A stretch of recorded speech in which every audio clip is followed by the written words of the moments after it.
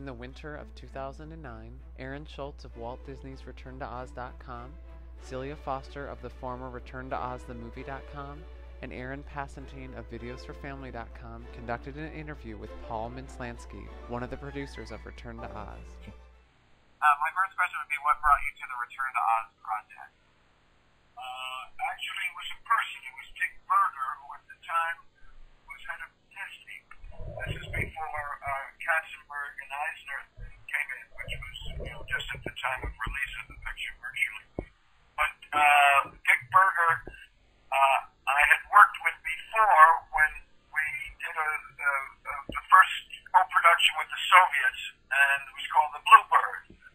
And because I had experience in the Soviet Union shooting a picture in the 60s, 67, called The Red Tent with Sean Connery and Peter Finch and Claudia Cardinale, which was the first Soviet East-West co-production, was with the Italians, and I represented the Italians. Franco Castaldi was the producer.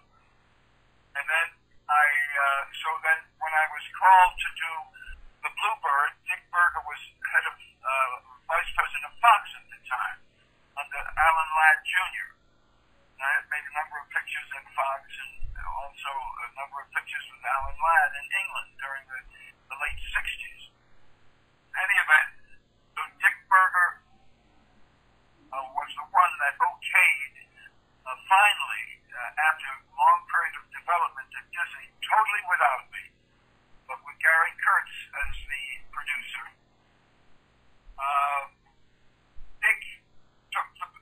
Kurtz took the picture to England, to Elstree Studio. That's where we were going to shoot. They were going to shoot. I wasn't involved at this time. And in a pre-production period that probably lasted 6 months, the budget was really not in keeping with what Dick Berger and the board at Disney wanted for this picture. Also, there was the idea that Walter Murch had never directed a movie before. And this was going to be one of the biggest pictures for certainly the Berger administration at Disney, but actually one of the biggest pictures in terms of budget that Disney had made up until this point. And the budget has been variously quoted as anywhere between 12 and 16 million, et cetera, but I guess with interest eventually it probably even came to even more, 19 or even 20 million.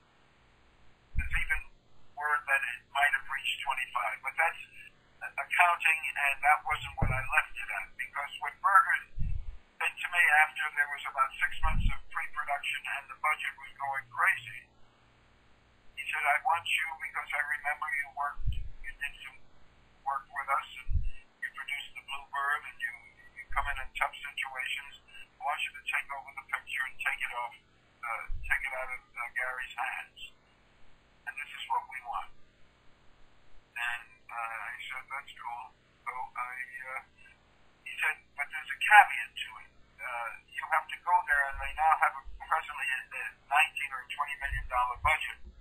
I want you to get it down to 15 or 16 million. And you've got 3 weeks in which you can try to do that.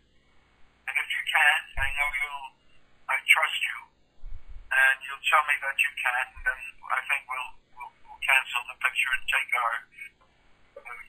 beating, with all the pre-production monies that were spent, because at this time, already in works was not only money being paid to a director, money being paid to a producer, but money being paid to a vast staff at Elstree Studios that was creating the first of these great animatronic creatures, as well as trying to solve all sorts of other problems of special effects that this picture really was one of the first to face, because there were a lot of effects here in this movie. In any event, I went over, and Gary and I became good acquaintances, and I have great respect for him.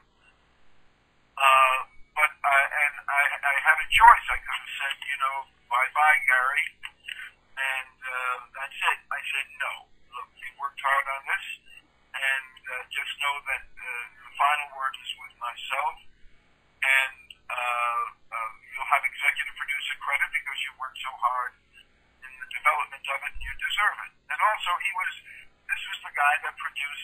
Star Wars for Lucas, the first one. And in any event, he's a very, very decent man. Very decent man and very gifted technically. He has a great knowledge of how to do things, special effects, and I guess his course under Lucas in the first couple of Star Wars did that. And then he said, I fly to London, and Walter Murch has already been in pre-production.